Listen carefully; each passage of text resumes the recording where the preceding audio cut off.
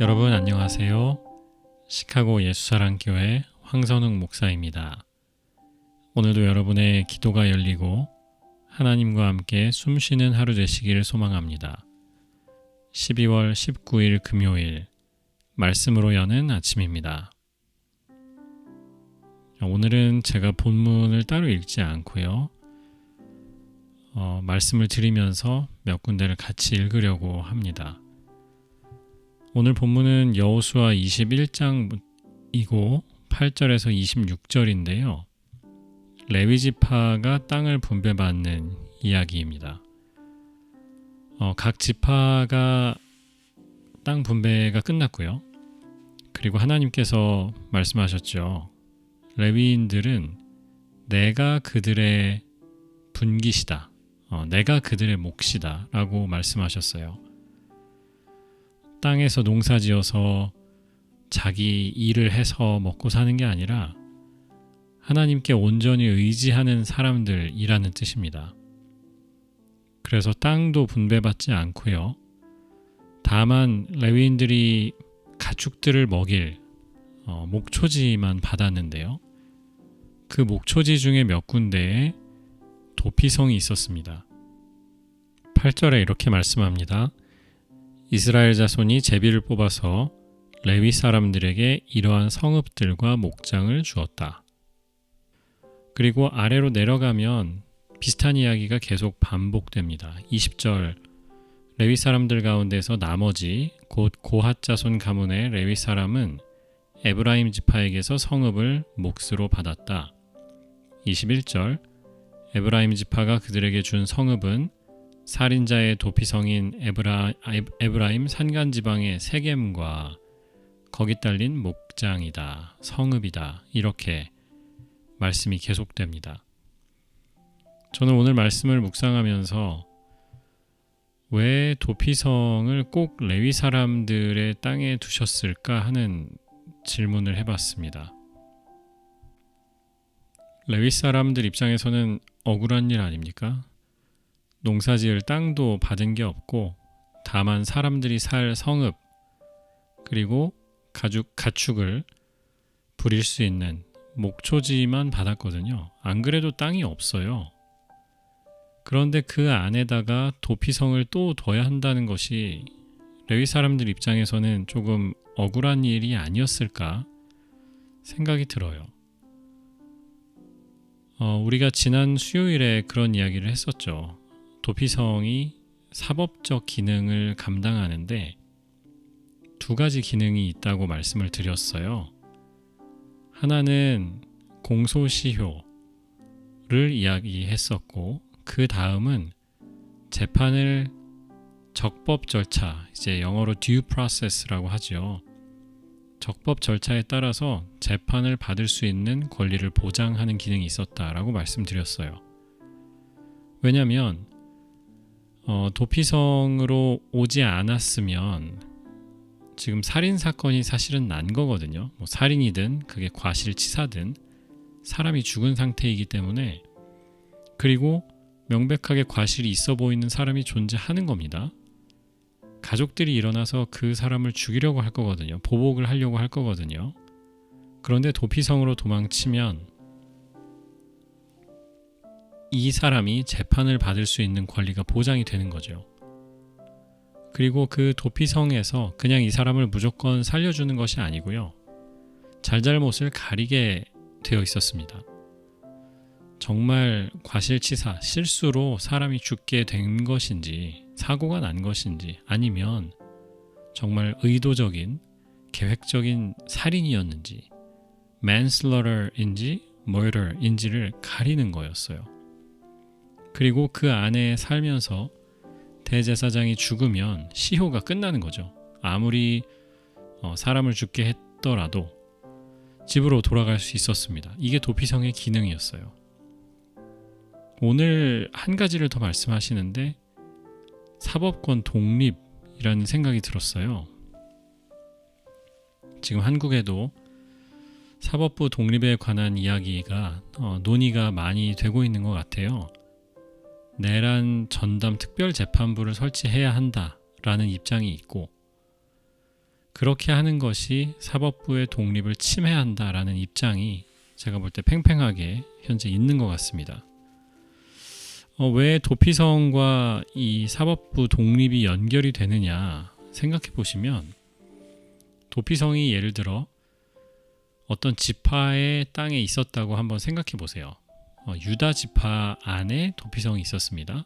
각 지파별로 있었다고 하지요. 그런데 제가 유다 사람으로서 베냐민 지파의 사람을 죽게 했어요. 사고가 났어요. 그러면 제 잘못을 이제 가려야 하는데, 제가 어느 도피성으로 도망가겠습니까?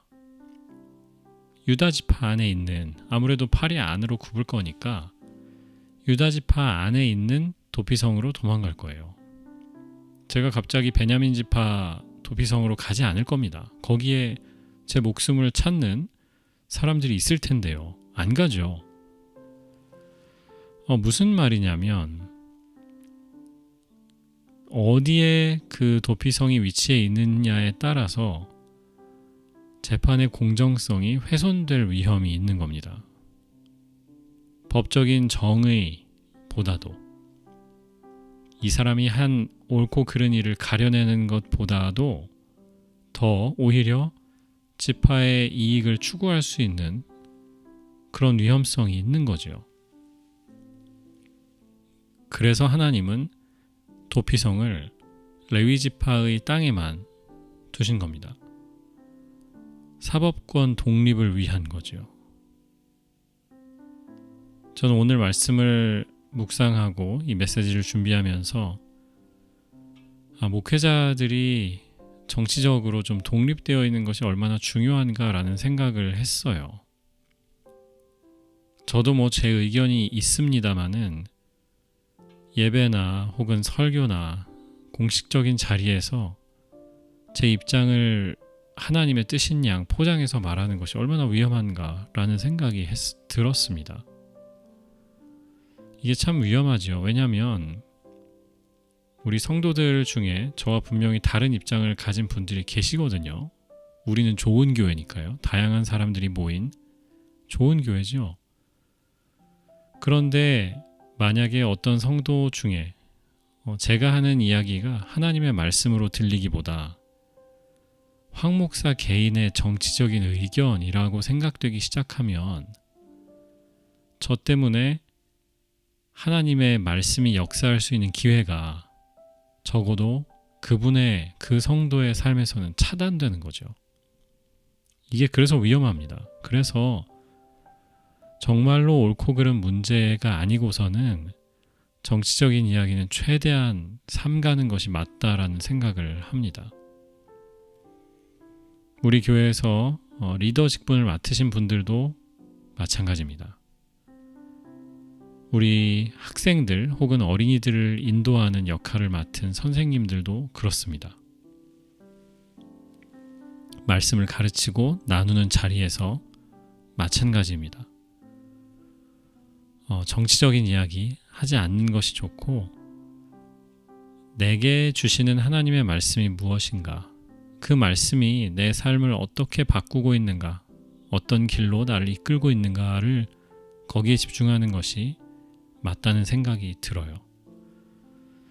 제가 또 이렇게 말씀드리면 어떤 성도들은 이제 걱정도 하고 의심도 하세요. 혹시 누가 우리 교회 리더 중에 실수한 사람이 있어서 목사님이 이런 이야기를 하나 생각하실 수 있는데, 전혀 그런 거 없습니다.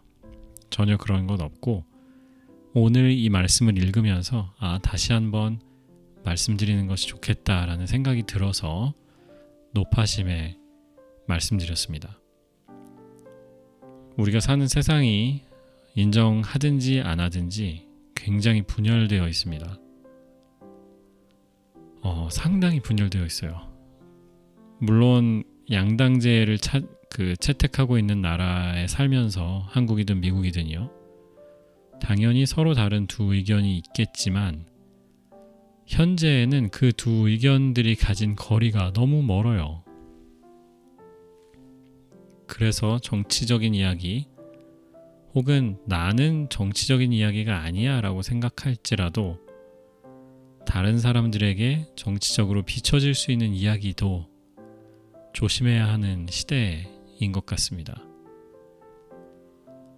도피성을 다시 한번 생각합니다. 하나님은 레위 지파의 땅에 도피성들을 두시면서 독립적인 기관들로 사법권, 사법적인 독립을 보장해주고자 하셨어요. 그래서 정당한 재판이 지파와 개인의 어떤 출신 성분과 상관없이 정의로만, 하나님의 법으로만 판단할 수 있게 하신 거죠. 우리 삶에도 우리가 함께하는 사람들, 또 우리가 사랑하는 그 사람들을 지키기 위해서 내 독립성, 그리고 다른 분들의 독립성을 모두 존중하고 인정하는 태도가 필요하겠다는 생각이 듭니다. 광고 한 가지 있습니다. 오늘부터 금요 예배가 없습니다. 지난주가 우리 가을 학기 금요 예배 마지막 예배였고요. 놓치신 분들 정말 아쉽지만 없습니다. 봄 학기 우리 금요 예배는 1월 16일에 다시 모이기 시작합니다. 이번 주일에 성탄 찬양 예배 1시 15분에 연합 예배로 모입니다. 예배 중에 우리 정성을 다한 성탄 감사 헌금 드리겠고요. 3,000불은 이웃사랑 또 선교를 위해서 사용되는 점 기억해 주시고, 예배 후에 선물 교환이 또 있습니다. 20불 상당의 선물 준비해 오셔서 함께 참여하시면 좋겠습니다. 기도하겠습니다. 사랑과 공의의 하나님 감사합니다.